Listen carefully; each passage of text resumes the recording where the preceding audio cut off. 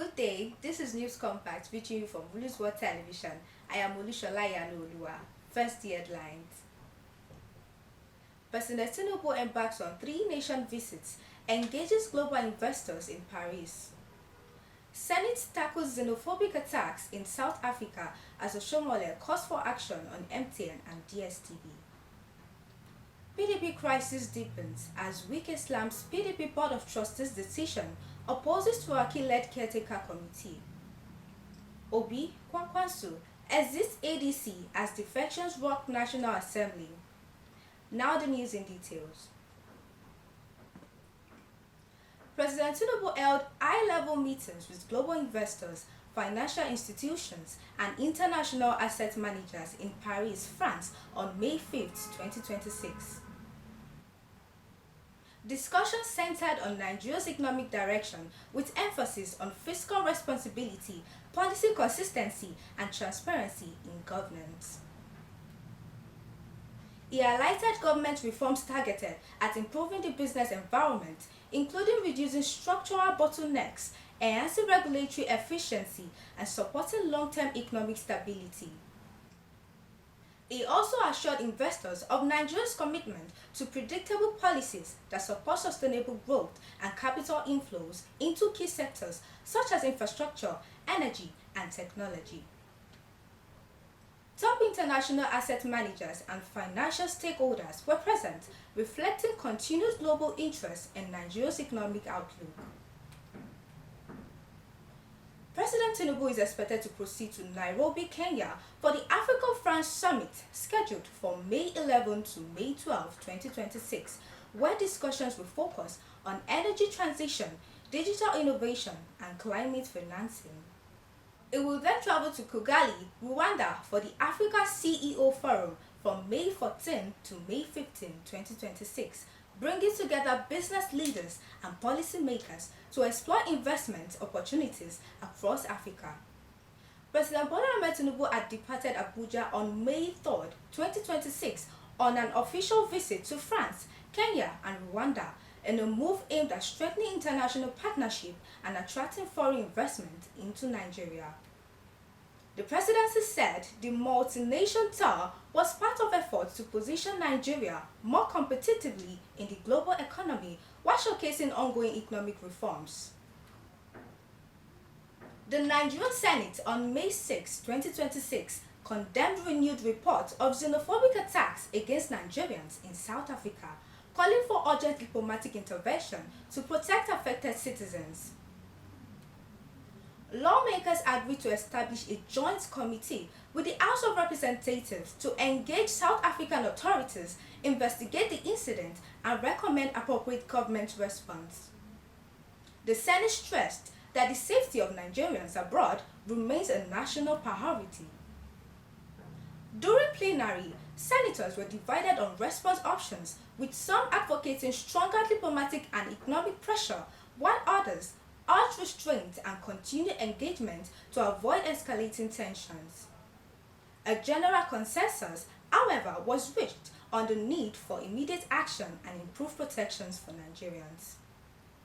Meanwhile, former Edo State Governor and Senator Adams Oshomole called for tougher measures, urging the federal government to consider revoking MTN and DSTV license in Nigeria over repeated xenophobic attacks. MTN, a South African company that is cutting away millions of dollars from Nigeria every day, that Nigeria nationalize it and withdraw its license so that Nigeria company can take over the MTN business and recruit more people. Okay, Nigerians, come home and take over the job of MTN. Nigerians, come home and take over the job of DSTV. When we hit back, the president of South Africa will not only talk, he will go on his knees to recognize that Nigerians cannot be intimidated, and we do not condone any war life being lost. Life has not duplicated. All of a sudden you are killed. Your families have lost you for no reason whatsoever. Mr. President, I think this is as serious as it gets. His comments have sparked fresh national debate on possible economic retaliation.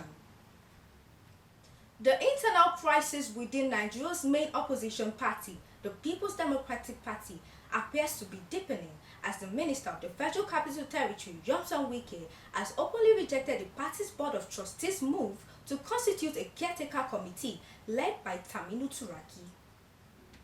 Wike made his position known during a press conference in Abuja on 6th of May 2026. Nyesom Wike strongly criticized the decision by the PDP Board of Trustees to set up a caretaker committee under the leadership of Taminu Turaki. The former Rivers State Governor, Wike, argued that the formation of such a committee is fraudulent. He also questioned the authority of the Board of Trustees to unilaterally impose a caretaker leadership, warning that such actions could undermine party unity and credibility. Convention has been held. People were elected. INEC was present. They now went on appeal to Court of Appeal. Luckily, the first appeal they went to the Supreme Court, the two appeals have been dismissed, also nullifying that convention. But this one they have appealed to Court of Appeal will be held next week Friday. But in the first place, Federal High Court has given judgment. You are aware of this. And now see, you have refused to tell the public what is on ground. And you are coming now to say, oh, we are setting up a caretaker committee. How? And you are deceiving people that you want to sell from. I dare anybody say. I dare them say, let me see a place, office. You will name PDP, National Secretary. Let me dare them. Open office anywhere in Abuja. If you are saying that you want to sell form, to who? You will submit it where? Is that not fraud? You know that the judgment, you went to court. We didn't go to court. You went to court, and court gave judgment against you. You have not even stated the execution of that judgment. You've not set aside that judgment. And you're not coming to deceive people. We are setting up a caretaker committee who want to begin to sell form. Is that not fraud? Right. Is that not fraud? 419. What is 419? The development signals a fresh twist in the ongoing leadership tussle within the PDP as various factions continue to push for control and direction ahead of future politics contests. It will be recalled that the PDP board, led by Idofos Wabara, in its 103rd meeting of the trustees, appointed an interim working committee led by Taminu Turaki after the Supreme Court judgment that nullified the Ibadan Convention and upheld the suspension of Anyanwu. A major political realignment is underway following the exit of Peter Obi and Rabiu Musa Kwakwansu from the African Democratic Congress. The two opposition figures withdrew from the party between May 4 and May 5, 2026, citing internal divisions, legal disputes, and lack of unity within the coalition. Both leaders have since aligned with Nigeria's Democratic Congress, a new opposition platform positioning itself ahead of the 2027 general elections. The impact of the exit was quickly followed by a wave of defections in the National Assembly between May 5th and May 6, 2026.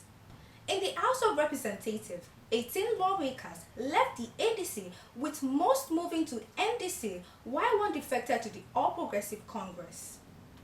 Similar movements were also recorded in the Senate, where lawmakers pointed to internal crisis and instability within the ADC as the reason for leaving. Senate President Godswill Akpabio reacted during plenary, describing the situation as a collapse of the party and stating that the ADC is no longer a viable political force following the mass defections. That will be all on News Compact for today. For more updates, do visit our website at www.rulersworldtelevision.com. Do visit our social media handle, RulersWorld TV, and do follow us on all our social media page, X, TikTok, Instagram, all at Rulersworld Television. Once again, I am Olushola Yanoluwa. Thanks for watching.